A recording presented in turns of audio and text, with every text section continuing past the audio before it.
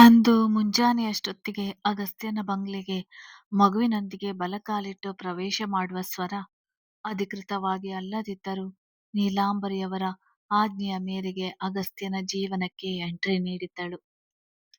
ವಿಷಯ ತಿಳಿದ ಆಶ್ರಮದ ಗುರುಗಳು ತಾವು ಮಧ್ಯಾಹ್ನದ ಮೇಲೆ ಬರುವುದಾಗಿ ಹೇಳಿದ್ದರು. ಅದರಂತೆಯೇ ಸಂಜೆ ಅಷ್ಟೊತ್ತಿಗೆ ಮನೆಗೆ ಬಂದವರು ಮಗು ಹಾಗೂ ಸ್ವರಗೆ ಆಶೀರ್ವಾದ ಮಾಡಿ ಹೊರಡುವರು.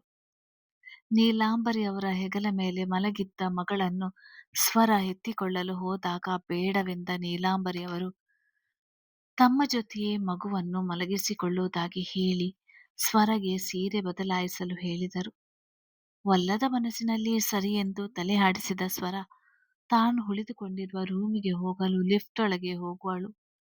ಸಮಯಕ್ಕಾಗಿ ಕಾಯುತ್ತಿದ್ದ ಅಗಸ್ತ್ಯ ಸ್ವರ ಒಬ್ಬಳೇ ಲಿಫ್ಟ್ ಹತ್ತಿ ಹೋಗುತ್ತಿರುವುದನ್ನು ಗಮನಿಸಿದವನು ಚಿರತೆಯ ವೇಗದಲ್ಲಿ ಮೆಟ್ಟಿಲು ಹತ್ತಿ ಮೊದಲನೇ ಫ್ಲೋರ್ಗೆ ಬಂದವನು. ಲಿಫ್ಟ್ ಓಪನ್ ಆಗುತ್ತಿದ್ದಾಗೆ ಲಿಫ್ಟ್ ಒಳಗೆ ಸೇರಿದವನು ಕೊನೆಯ ಫ್ಲೋರ್ಗೆ ಪ್ರೆಸ್ ಮಾಡಿ ಗಂಭೀರವಾಗಿ ನಿಂತುಕೊಂಡ. ಮುಂದೆ ಇನ್ನು ಸ್ವಲ್ಪ ಹೊತ್ತಿಗೆ ಪಾಪುಗೆ ಹಸುವಿನಿಂದ ಎಚ್ಚರ ಆಗುತ್ತೆ. ಪಾಪ ನೀಲಾಂಬರಿ ಮೇಡಮ್ಗೆ ತೊಂದರೆ ಆಗುತ್ತೆ ಅನ್ಸುತ್ತೆ. ಬೇಗ ಬೇಗ ಸೀರೆ ಉಟ್ಟು ಕೆಳಗೆ ಹೋಗ್ಬೇಕು ಎಂದು ಮನದಲ್ಲೇ ಮಾತನಾಡಿಕೊಳ್ಳುತ್ತಾ ನಿಂತಿದ್ದವಳು ಬಾಗಿಲು ಓಪನ್ ಆದಾಗ ಹೊರಗೆ ಹೆಜ್ಜೆ ಇಡಲು ಮುಂದಾದವಳು ಚಿರತೆಯ ವೇಗದಲ್ಲಿ ಲಿಫ್ಟ್ ಒಳಗೆ ಸೇರಿದವನನ್ನು ಕಂಡು ನಡುಕ ಉಂಟಾಯಿತು. ಉಸಿರು ಬಿಗಿ ಹಿಡಿದವಳು ಬೀಳುವಂತಾದಾಗ ಆಧಾರಕ್ಕಾಗಿ ಲಿಫ್ಟ್ ಗೋಡೆಯನ್ನು ಹಿಡಿದವಳು ಭಯದಲ್ಲಿ ನಡುಗಲು ಶುರು ಮಾಡಿದಳು. ಗಂಭೀರವಾಗಿ ತನ್ನೆರಡು ಕೈಗಳನ್ನು ಜೇಬಿನಲ್ಲಿ ಹಾಕಿ ನಿಂತಿದ್ದ ಅಗಸ್ತ್ಯ ಬೇಟೆಯಾಡುವ ಹುಲಿಯಂತೆ ಕಾಣಿಸುತ್ತಿದ್ದ. ಅವನ ಕಣ್ಣಿನಲ್ಲಿದ್ದ ಕ್ರೋಧವನ್ನು ಸ್ವರ ಆ ಸಮಯ ನೋಡಿದ್ದರೆ ಅಲ್ಲಿಯೇ ಸುಟ್ಟು ಬೂದಿಯಾಗುತ್ತಿದ್ದಳು. ಅಷ್ಟು ಕೋಪ ಅವನ ಕಣ್ಣಿನಲ್ಲಿತ್ತು. 5th ಫ್ಲೋರ್ ಅದು. ಅವನ ಜಿಮ್ ಏರಿಯಾ. ಅವನ ರೂಮಿನಲ್ಲಿಯೂ ಸಹ ಜಿಮ್ ಇದ್ದರೂ ಇಲ್ಲಿ ಎಲ್ಲಾ ತರದ ವರ್ಕೌಟ್ ಮಾಡುವ ವಸ್ತುಗಳಿದ್ದವು. 5th ಫ್ಲೋರ್ನ ಬಾಗಿಲು ಓಪನ್ ಆಗುತ್ತಿದ್ದಾಗೆ ಹಿಂದೆ ತಿರುಗಿ ನೋಡದವನು ಅವಳ ಕೈಯನ್ನು ಬಿಗಿಯಾಗಿ ಹಿಡಿದು ಎಳೆದುಕೊಂಡು ಲಿಫ್ಟಿಂದ ಹೊರ ಬಂದಿದ್ದವನು ತನ್ನ ಹಿಂದೆ ನಿಂತಿದ್ದವಳನ್ನು ಮುಂದಕ್ಕೆ ತಳ್ಳಿದರೆ ಮೊದಲೇ ಭಯದಲ್ಲಿ ಬೆವೆತು ಹೋಗಿದ್ದ ಸ್ವರ ಸೀರೆ ನೆರಗಿಗೆ ಎಡವಿ ಜೋರಾಗಿ ಬಿದ್ದು ಬಿಟ್ಟಳು. ಪಳಪಳನೆ ಹೊಳೆಯುವ ಬಿಳಿ ಬಣ್ಣದ ಟೈಲ್ಸ್ ನೆಲದ ಮೇಲೆ ಬಿದ್ದವಳಿಗೆ ತಲೆ ಸುತ್ತಿದಂತಾಗಿ ಹಾಗೆಯೇ ಪ್ರಜ್ಞೆ ತಪ್ಪಿದಳು. ಶಬಾಷ್, 3-4 ವರ್ಷ ಕಳೆದರೂ ಕೂಡ ಈ ನಿನ್ನ ತಲೆ ತಿರುಗಿ ಬೀಳುವ ನಾಟಕವನ್ನು ನೀನು ಮುಗಿಸಿಯೇ ಇಲ್ಲ. ಗ್ರೇಟ್. ನೀನು ಎಷ್ಟು ಚೆನ್ನಾಗಿ ಅಭಿನಯಿಸುತ್ತೀಯ. ಯಾಕೆ ನಿನ್ನ ಫಿಲ್ಮ್ ಆ ಸೀರಿಯಲ್ ಇಂಡಸ್ಟ್ರಿಯಲ್ಲಿ ಕಾಲಿಡಬಾರ್ದು? ಒಳ್ಳೆ ನಟನೆ ಮಾಡುವೆ. ನಿನ್ನ ಆಕ್ಟಿಂಗಿಗೆ ಎಂಥವರೆಲ್ಲ ಬಿದ್ದಿದ್ದಾರೆ. ಈ ಅಗಸ್ತ್ಯನನ್ನು ಬಿಟ್ಟು ಅಂತ ನೀಲಾಂಬರಿ ಹೆಗ್ಡೆ ಎನ್ನುವ ಗಟ್ಟಿಗಿತ್ತಿಯನ್ನೇ ಮರಳು ಮಾಡಿದ್ಯ ನೀನು. ಹಬ್ಬಬ್ಬಬ್ಬ, ಏನು ಆಕ್ಟಿಂಗ್. ನಾನು ಹಿಂಗೆ ಹೊಡೆದು ಇಲ್ಲ ಗನ್ ಇಟ್ಕೊಂಡು ಶೂಟ್ ಮಾಡಿಲ್ಲ. ಸ್ವಲ್ಪ ಮುಂದೆ ತಳ್ಳಿದಕ್ಕೆ ಹೀಗೆ ಪ್ರಜ್ಞೆ ತಪ್ಪಿ ಬಿದ್ದಿದ್ಯಾ. ಎಂತ ಆಕ್ಟಿಂಗ್ ನಿನ್ನದು ಅಂತ ಕೋಪದಲ್ಲಿ ಹೇಳುತ್ತಾ ಅವಳ ಹತ್ತಿರ ಹೆಜ್ಜೆ ಹಾಕಿದವನು ಅವಳು ಮೇಲೇಳದ ಸೂಚನೆ ಸಿಗದೇ ಇದ್ದಾಗ ಕಣ್ಣು ಸಂಕೋಚಿಸಿ ಅವಳ ಮುಂದೆ ಕುಕ್ಕರಗಾಲಲ್ಲಿ ಕುಳಿತವನು ಅವಳ ಮುಖವನ್ನು ಮುಚ್ಚಿದ ಕೂದಲನ್ನು ತನ್ನ ತೋರು ಬೆರಳಿನಿಂದ ಸರಿಸಿದವನು ಅವಳತ್ತ ಬಗ್ಗಿ ನೋಡಿದ. ಚೀ, ಇದೇನು ಮಾಡ್ತಾ ಇದ್ದೀನಿ. ನಾನಿವಳ ನಾಟಕವನ್ನು ನಿಜ ಅಂದುಕೊಂಡಿದ್ದೀನ ಅಂತ ಅಂದುಕೊಂಡವನು ಅಲ್ಲೇ ಇದ್ದ ಜಗ್ನಲ್ಲಿದ್ದ ನೀರನ್ನು ಸ್ವರಳ ಮೇಲೆ ಸುರಿಯಲು ಬೆಚ್ಚಿದ ಸ್ವರ ಮುಖದ ಮೇಲೆ ಬೀಳುತ್ತಿದ್ದ ನೀರನ್ನು ಒರೆಸಿಕೊಳ್ಳುತ್ತಾ ಭಯದಲ್ಲಿ ಅಗಸ್ತ್ಯನ ಕಡೆ ನೋಡುವಳು. ಅರೆ ವಾ, ಅಂತೂ ಕಣ್ಬಿಟ್ಟೆ. ನಿನ್ನ ಆಕ್ಟಿಂಗ್ ಅಮ್ಮಮ್ಮ ಅಂದ್ರು 2-3 ಅವರ್ಸ್ ತನಕ ಇರ್ತಾ ಇತ್ತು ಅಲ್ವಾ. ಇವತ್ತ್ಯಾಕೆ ನಿನ್ನ ಆಕ್ಟಿಂಗ್ ಟಸ್ ಪಟಾಕಿ ಆಗಿಬಿಟ್ಟಿದ್ಯಾ ಅಂತ ವ್ಯಂಗ್ಯವಾಗಿ ಹೇಳುತ್ತಲೇ ಎದ್ದು ನಿಂತವನು ಅವಳನ್ನು ಮೇಲಿನಿಂದ ಕೆಳಗಿನ ತನಕ ನೋಡಿದ. ವಾವ್, ಮಾಸಿದ ಬಟ್ಟೆಯಿಂದ 50,000ದಿಂದ 1,00,000ದಷ್ಟು ಬೆಲೆ ಬಾಳುವ ಸೀರೆ ಉಟ್ಟುಕೊಳ್ಳುವಷ್ಟು ಬದಲಾಗಿ ಬಿಟ್ಟೆ. ನಿನ್ನ ಕಾಲೇಜ್ ಬ್ಯಾಗ್ನಲ್ಲಿ 20 ರೂಪೀಸ್ ಕೂಡ ಇರ್ತಾ ಇರ್ಲಿಲ್ಲ. ಆದ್ರೆ ಈಗ ನಿನ್ ಮೈ ಮೇಲೆ ನೋಡು, ಕೋಟಿ ಬೆಲೆ ಬಾಳುವ ಒಡವೆಗಳು. ತುಂಬಾ ಬದಲಾಗಿದ್ಯಾ. ನನ್ನನ್ನು ನೋಡುತ್ತಲೇ ಹೆದರುತ್ತಾ ಇದ್ದವಳು ಈಗ ನನ್ನ ಕಣ್ಣಲ್ಲಿ ಕಣ್ಣಿಟ್ಟು ನೋಡ್ತೀಯಾ ಎಂದು ಅಬ್ಬರಿಸಿದಾಗ ಮತ್ತೆ ಬೆಚ್ಚುವ ಸ್ವರ ತಲೆ ತಗ್ಗಿಸಿದಳು. ಎಲ್ಲ ಚೇಂಜ್ ಆಗಿದೆ. ಬ್ರೌನ್ ಕಲರ್ ಇದ್ದವಳು ಈಗ ಪಳಪಳನೇ ಹೊಳೆಯುತ್ತಿದ್ದೀಯ. ಮಾಸಿದ ಬಟ್ಟೆ ಹಾಕ್ತಾ ಇದ್ದವಳು ಈಗ ಬೆಲೆಬಾಳುವ ಸೀರೆ ಹಾಕಿದ್ಯಾ. ನನ್ನನ್ನು ಕಂಡರೆ ತರತರನೆ ನಡುಗುತ್ತಿದ್ದವಳು ಈಗ ನನ್ ಮುಂದೆ ಕೂತಿದ್ಯಾ. ಎಲ್ಲಾ ಬದಲಾಗಿದೆ. ಆದ್ರೆ ನಿನ್ನ ಸೈಜ್ ಒಂದು ಬಿಟ್ಟು, ಅದೇ ನರಪೇತಾಳ ದೇಹ. ಆದ್ರೆ ನಿನ್ನ ಸ್ವಾರ್ಥ ಮಾತ್ರ ಬದಲಾಗಿಲ್ಲ ಅಲ್ವಾ. ಇನ್ನೋಸೆಂಟ್ ಮುಖ ಇಟ್ಕೊಂಡು ಎಲ್ಲರನ್ನು ನಿನ್ನ ಬುಟ್ಟಿಗೆ ಹಾಕ್ತೀಯ, ಆದ್ರೆ ನನ್ನನ್ನಲ್ಲ. ಎಷ್ಟು ಧೈರ್ಯ ಇದ್ರೆ ಬದುಕೇ ಇದ್ದೀಯಾ, ನೀನು ಮಾತಾಡು ಅಂತ ಅವಳ ಅತಿ ಸನಿಹಕ್ಕೆ ಹೋಗಿ ಕೋಪದಲ್ಲಿ ಕೇಳಿದ. ಸರ್ ಪ್ಲೀಸ್, ನಾನು ಅವತ್ತು ಅದನ್ ಬೇಕು ಅಂತ ಮಾಡಿಲ್ಲ. ನಾನೇನು ಮಾಡಿಲ್ಲ ಸರ್. ಅವತ್ತೇನಾಯ್ತು ಅಂದ್ರೆ ಎಂದು ತಡವರಿಸಿದಳು. ಶ್, ಮತ್ತದೇ ಸುಳ್ಳು ಮಾತುಗಳು ನಿನ್ನ ಬಾಯಿಂದ ಬಂದ್ರೆ ನಾಲಿಗೆ ಸೀಳಿ ಬಿಡ್ತೀನಿ ನಿನ್ನದು. ಮಳ್ಳಿ ಹಾಗೆ ಇದ್ದುಕೊಂಡು ನನ್ನನ್ನು ಸಾಯಿಸೋಕ್ಕೆ ನೋಡಿದವಳು. ಪೆದ್ದು ಪೆದ್ದು ತರ ಆಡುತ್ತಾ ನನ್ನನ್ನೇ ಬೆಟ್ಟದ ಮೇಲಿಂದ ತಳ್ಳಿದವಳು. ನೀನು ನನ್ ಪ್ರೀತಿನ ಕೊಂದ ಕೊಲೆಪಾತಕಿ ನೀನು. ನನ್ ಜೀವನ ಹಾಳ್ ಮಾಡ್ಬಿಟ್ಟೆ ನೀನು. ಯಾಕೆ ಹೀಗೆ ಮಾಡಿದೆ ಸ್ವರ? ನಾನೇನು ಅನ್ಯಾಯ ಮಾಡಿದೆ ನಿಂಗೆ? ನನ್ನ ಜೀವನನೇ ಹಾಳ್ ಮಾಡಿಬಿಟ್ಟಿಯಲ್ಲ. ನೀನು ನನ್ನ ಪ್ರೀತಿಯನ್ನೇ ಕೊಂದು ಬಿಟ್ಟೆ ನಿನ್ನ ಸ್ವಾರ್ಥಕ್ಕಾಗಿ. ಅದರಿಂದ ನಿನಗೇನು ಸಿಕ್ತು? ಓಹ್, ಸಿಕ್ಕಿದೆಯಲ್ಲ ನೀನು ಬಯಸಿದ ಶ್ರೀಮಂತ ಜೀವನ.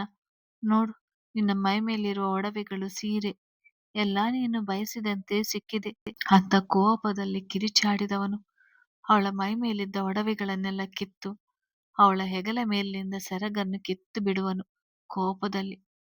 ಸರ್ ಎಂದು ದೀನವಾಗಿ ಅವನ ಮುಂದೆ ಕೈ ಮುಗಿದು ಬೇಡಿಕೊಂಡವಳು ತನ್ನ ಹೆಗಲ ಮೇಲಿನಿಂದ ಜಾರಿದ ಸೆರಗನ್ನು ನೋಡಿ ತನ್ನದೇ ಭಾಗವನ್ನು ಮುಚ್ಚಿಕೊಂಡಳು. ನನ್ ಕಣ್ಮುಂದೆ ಸಣ್ಣ ಅನ್ಯಾಯವಾದ್ರೂ ಕೂಡ ಯಾರನ್ನು ಬದುಕಲು ಬಿಡುತ್ತಿರ್ಲಿಲ್ಲ. ನಾನು ಹಾಗೆ ನರಳಿಸಿ ನರಳಿಸಿ ಸಾಯಿಸ್ತಿದ್ದೆ. ಅಂಥದ್ರಲ್ಲಿ ನೀನು ನನ್ನಿಂದ ಎಂತ ಕೆಟ್ಟ ಕೆಲಸ ಮಾಡಿಸಿಬಿಟ್ಟೆ. ನಿನ್ನ ದುರಾಸೆಗೋಸ್ಕರ ನನ್ನ ಜೀವನ ಹಾಳು ಮಾಡಿಬಿಟ್ಟೆ. ಐ ವಿಲ್ ಕಿಲ್ ಯು ಅಂತ ಅಲ್ಲಿಯೇ ಇದ್ದ ವರ್ಕೌಟ್ ಮಾಡುವ ಡಂಬಲ್ಸ್ ಅನ್ನು ಸ್ವರ ಕೂತಿದ್ದ ಕಡೆ ಎಸೆಯಲು ಅವಳ ಪಕ್ಕದಲ್ಲಿ ಹಾದು ಹೋಗಿ ಬೇರೆ ಕಡೆ ಬಿದ್ದ ಡಂಬಲ್ಸ್ ಜೋರಾಗಿ ಶಬ್ದ ಮಾಡಿತು. ಅದು ತನ್ನ ಹತ್ತಿರ ಬಂದ ರಭಸಕ್ಕೆ ಇಂದೇ ತನ್ನ ಕೊನೆ ದಿನ ಅಂತ ಅಂದುಕೊಂಡ ಸ್ವರ ಕಣ್ಣ ಮುಚ್ಚಿದಳು. ಆ, ಇಡೀ ಬಂಗ್ಲೆ ಬೆಚ್ಚುವಂತೆ ಜೋರಾಗಿ ಕಿರುಚಿದ ಅಗಸ್ತ್ಯ ಇಂದು ಭ್ರಗವಾಗಿದ್ದ. ಗಾಜಿನ ಪಕ್ಕದಲ್ಲಿದ್ದ ಗಾಜಿನ ಗೋಡೆಗೆ ಕೈ ಬೀಸಿ ಹೊಡೆದರೆ ಆ ದೊಡ್ಡ ಗಾಜಿನ ಗೋಡೆಯೇ ಚೂರಾಯಿತು. ಅವನ ಕೈಯಿಂದ ರಕ್ತವು ಜಲಜಲನೆ ಹರಿಯುವ ನದಿಯಂತೆ ಸುರಿಯುತ್ತಿದ್ದರೆ ಮೂಲೆಯಲ್ಲಿ ಕಿವಿಗೆ ಕೈಹಿಟ್ಟು ಮುದುರಿಕೊಂಡು ಕೂತಿದ್ದ ಸ್ವರ ಅವ ಯಾವಾಗ ಗಾಜಿನ ಗೋಡೆಗೆ ಕೈ ಹೊಡೆದನೋ ಆಗ ಮತ್ತಷ್ಟು ಬೆಚ್ಚಿದವಳು. ಅವನ ಕೈಯಿಂದ ರಕ್ತ ಹರಿಯುತ್ತಿರುವುದನ್ನು ನೋಡಿ ಧೈರ್ಯ ಮಾಡಿ ಅವನ ಹತ್ತಿರ ಓಡಿ ಬಂದಿದ್ದಳು. ಸರ್, ನಿಮ್ಗೆ ಕೋಪ ಇರೋದು ನನ್ ಮೇಲೆ. ನಿಮ್ ಕೋಪ ತೀರಿಸಿಕೊಳ್ಳಿ ಪ್ಲೀಸ್. ನಿಮ್ಗೆ ನೀವೇ ನೋವು ಮಾಡ್ಕೋಬೇಡಿ ಸರ್ ಅಂತ ಅಳುತ್ತಾ ತಡವರಿಸುತ್ತಾ ಹೇಳಿದವಳು. ಅವನ ಕೈ ಮುಟ್ಟಲು ಹೋದರೆ ತನ್ನ ಕೈಯನ್ನು ಹಿಂದೆ ತೆಗೆದುಕೊಂಡ ಅಗಸ್ತ್ಯ ಅವಳನ್ನು ಮಾತನಾಡದಂತೆ ಮತ್ತೊಂದು ಕೈಯಿಂದ ಅವಳ ಕೊರಳನ್ನು ಬಿಗಿಯಾಗಿ ಹಿಡಿದು ತಡೆಯುವನು. ಸಾಯ್ಬೇಕು ನೀನು. ನಿನ್ನಿಂದ ನಾನು ಎಷ್ಟು ಅವಮಾನಗಳನ್ನು ಎದುರಿಸಿದ್ದೇನೆ. ನನ್ನ ತಾಯಿ ಮುಂದೆ ಇವತ್ತಿಗೂ ಸಹ ನಾನು ತಲೆ ತಗ್ಗಿಸುವಂತೆ ಮಾಡಿದ್ಯ ನೀನು. ಹೆಣ್ಣು ಮಕ್ಕಳನ್ನು ದೇವರಂತೆ ಕಾಣುತ್ತಿದ್ದ ನನ್ನನ್ನು ಒಬ್ಬ ರೇಪಿಸ್ಟ್ ಮಾಡಿದ್ಯ ನೀನು. ನಾನು ಪ್ರೀತಿಸಿದ ಹುಡುಗಿ ನನ್ನನ್ನು ಆರೋಪಿಯಂತೆ ಕಂಡಳು. ರೇಪಿಸ್ಟ್ ಅಂತ ನನ್ನಿಂದ ದೂರ ಆಗಿ ಬಿಟ್ಟಳು. ಎಲ್ಲವನ್ನು ನೋಡುತ್ತಾ ಮಜಾ ತೆಗೆದುಕೊಳ್ಳುತ್ತಿದ್ದ ನೀನು ಒಂದು ಸ್ವಲ್ಪನೂ ಕೂಡ ನಿಂಗೆ ಪಶ್ಚಾತ್ತಾಪ ಅನ್ನುವುದಾಗ್ಲಿಲ್ವಲ್ಲ. ಎಲ್ಲರೂ ನಿನ್ನನ್ನು ತುಂಬಾ ಕನಿಕರದಿಂದ ನೋಡ್ತಾ ಇದ್ರಲ್ಲ. ಅದ್ರಲ್ಲೂ ಸಪ್ತ ಅವಳು ನಿನ್ನನ್ನು ಸ್ವಂತ ತಂಗಿಯಂತೆ ನೋಡ್ತಿದ್ಲು. ಆದ್ರೆ ನೀನು ಅವಳ ಪ್ರೀತಿಗೆ ಮೋಸ ಮಾಡ್ಬಿಟ್ಟೆ. ನಿನ್ನ ಸ್ವಾರ್ಥದಿಂದ ನಿನ್ ಜನ್ಮಕ್ಕೆ. ನಿಂದು ಒಂದು ಜನ್ಮನ ಒಬ್ಬರ ಜೀವನಕ್ಕೆ ಮುಳ್ಳಾಗಿ ಜೀವನ ಮಾಡುತ್ತಿದ್ದ ನೀನು ಸಾಯುವುದೇ ಹೆಚ್ಚು ಅಂತ ಅವಳ ಕೊರಳನ್ನು ಮತ್ತಷ್ಟು ಬಿಗಿಯಾಗಿ ಒತ್ತಿ ಹಿಡಿದರೆ ಜೋರಾಗಿ ಕೆಮ್ಮುವ ಸ್ವರ ಬಿಡಿಸಿಕೊಳ್ಳುವ ಹರಸಾಹಸ ಮಾಡಲಿಲ್ಲ. ಇನ್ನವಳಿಗೆ ತಾನು ಬದುಕುಳಿಯುವುದು ಅನುಮಾನ ಅಂತ ಅನಿಸಿಬಿಟ್ಟಿತ್ತು. ಅವಳು ಬದುಕಿದ್ದೆ ತನ್ನ ಮಗುವಿಗಾಗಿ. ಈಗ ಆ ಮಗು ನೀಲಾಂಬರಿಯವರ ಕೈ ಸೇರಿದೆ. ಇನ್ನು ತಾನು ಸತ್ತರೂ ಚಿಂತೆ ಇಲ್ಲ ಅಂತ ಆ ನೋವಿನಲ್ಲಿಯೂ ನಕ್ಕಳು. ಸಾವನ್ನು ತನ್ನ ದೇವರಿಂದಲೇ ಪಡೆಯುತ್ತಿರುವುದಾಗಿ ಖುಷಿಯಾಗಿದ್ದಳು. ಸಾಯ್, ನೀನು ನನ್ನ ನೆಮ್ಮದಿ, ಸುಖ ಎಲ್ಲವನ್ನು ಹಾಳು ಮಾಡಿದವಳು. ನೀನು ಬದುಕಿರಬಾರ್ದು ಎಂದು ಅವಳ ಕೊರಳನ್ನು ಜೋರಾಗಿ ಒತ್ತಿ ಹಿಡಿದವನಿಗೆ ಏನೋ ನೆನಪಾಗಿ ಅವಳ ಕೊರಳನ್ನು ಬಿಟ್ಟರೆ ನೆಲದ ಮೇಲೆ ಬಾಲೆಗೊಂಡದಂತೆ ಬಿದ್ದವಳು ಜೋರಾಗಿ ಕೆಮ್ಮುವಳು. ನೋ, ನಿನ್ನ ನೆಮ್ಮದಿಯಾಗಿ ಸಾಯಲು ಬಿಡಲ್ಲ. ಪ್ರತಿ ದಿನ ಕೂಡ ನಿನ್ನ ಚಿತ್ರಹಿಂಸೆ ಅನುಭವಿಸ್ಬೇಕು. ಈ ಶ್ರೀಮಂತ ಜೀವನಕ್ಕಾಗಿ ಅಲ್ವಾ ನೀನಿಷ್ಟೆಲ್ಲ ಮಾಡಿದ್ದು. ಆ ಶ್ರೀಮಂತ ಜೀವನವೇ ನಿನಗೆ ನರಕ ತೋರಿಸುವಂತೆ ಮಾಡುತ್ತೇನೆ. ಇನ್ನ ನಿನ್ನ ಕೆಟ್ಟ ಕಾಲ ಶುರುವಾಯ್ತು. ಯಾಕೆಂದ್ರೆ ಯಮರೂಪದ ಅಗಸ್ತ್ಯ ನಿನ್ನ ಜೀವನಕ್ಕೆ ಪ್ರವೇಶ ಮಾಡಿಯಾಗಿದೆ. ಪ್ರತಿ ದಿನ ನೀನು ಚಿತ್ರಹಿಂಸೆ ಅನುಭವಿಸ್ಬೇಕು. ನಿನಗಾಗಿ ನೀನೇ ನಿನ್ನ ಸಾವನ್ನು ತಂದುಕೊಳ್ಬೇಕು. ಆ ರೀತಿ ಮಾಡ್ಲಿಲ್ಲ ಅಂದ್ರೆ ನನ್ನ ಹೆಸರು ಅಗಸ್ತ್ಯನೇ ಅಲ್ಲ. 100, 200 ಬಟ್ಟೆ ಹಾಕುತ್ತಿದ್ದವಳಿಗೆ ಈ 50,000ದ ಸೀರೆ ಬೇಕಾ? ಶ್ರೀಮಂತ ಜೀವನ ನಡೆಸಲು ತಾನೇ ನೀನು ಈ ರೀತಿ ಮಾಡಿದ್ದು. ಅಂದ್ಮೇಲೆ ಶ್ರೀಮಂತ ಜೀವನದ ರುಚಿ ತೋರಿಸ್ತೇನೆ ನಿಂಗೆ ಅಂತ ಹೇಳಿದವನು ಜಿಮ್ ಏರಿಯಾದಲ್ಲಿದ್ದ ಕಬೋರ್ಡ್ ಓಪನ್ ಮಾಡಿ ಅಲ್ಲಿದ್ದ ಡ್ರಿಂಕ್ಸ್ ಬಾಟಲ್, ಸಿಗರೇಟ್ ಮತ್ತು ಲೈಟರ್ನ ತೆಗೆದುಕೊಂಡು ಅವನು ಬಿಕ್ಕಿ ಬಿಕ್ಕಿ ಅಳುತ್ತಿದ್ದ ಸ್ವರಳ ಮೇಲೆ 3-4 ಬಾಟಲಲ್ಲಿದ್ದ ಡ್ರಿಂಕ್ಸ್ ಸುರಿಯುವನು. ಅವ ಏನು ಮಾಡಿದರೂ ಸರಿ, ಸ್ವೀಕರಿಸಲು ಸಿದ್ಧ ಎನ್ನುವಂತೆ ಮಂಡಿಯಲ್ಲಿ ಮುಖ ಹುದುಗಿಸಿ ಕೂತಿದ್ದ ಸ್ವರಳ ಬಿಕ್ಕಳಿಕೆ ಹೆಚ್ಚಿತ್ತು. ಮತ್ತಷ್ಟು ಡ್ರಿಂಕ್ಸ್ ಬಾಟಲ್ಗಳನ್ನು ತಂದವನು ಅವಳ ಮೇಲೆ ಅಭಿಷೇಕ ಮಾಡುವಂತೆ ಡ್ರಿಂಕ್ಸ್ ಅವಳ ಮೇಲೆ ಸುರಿಯುತ್ತಿದ್ದ. ನಂತರ ಸಿಗರೇಟ್ ತೆಗೆದು ತನ್ನ ಬಾಯಲ್ಲಿ ಇಟ್ಟುಕೊಂಡವನು ನೆಲದ ಮೇಲೆ ಕೂತಿದ್ದ ಸ್ವರಳನ್ನು ಬಲವಂತವಾಗಿ ಎಬ್ಬಿಸಿ ಅವಳ ಮೈಯಿಂದ ಸೀರೆಯು ಸರಿಯುವಂತೆ ಮಾಡುವವನು. ಸಾವಿಗೆ ಹೆದರದವಳು ಮಾನಕ್ಕೆದರಿ ಬೇಡ ಪ್ಲೀಸ್ ಸರ್ ಪ್ಲೀಸ್ ಅಂತ ಭಯದಲ್ಲಿ ಹಿಂದೆ ಹೋಗುವ ಸ್ವರ ಎಡವಿ ಬೀಳಲು ಸಿಗರೇಟ್ ಸೇದುತ್ತಾ ಅವಳ ಹತ್ತಿರ ಬರುವ ಅಗಸ್ತ್ಯ ತನ್ನ ಕೈಲಿದ್ದ ಅವಳ ಸೀರೆಗೆ ಲೈಟರ್ ಹಚ್ಚಿದ.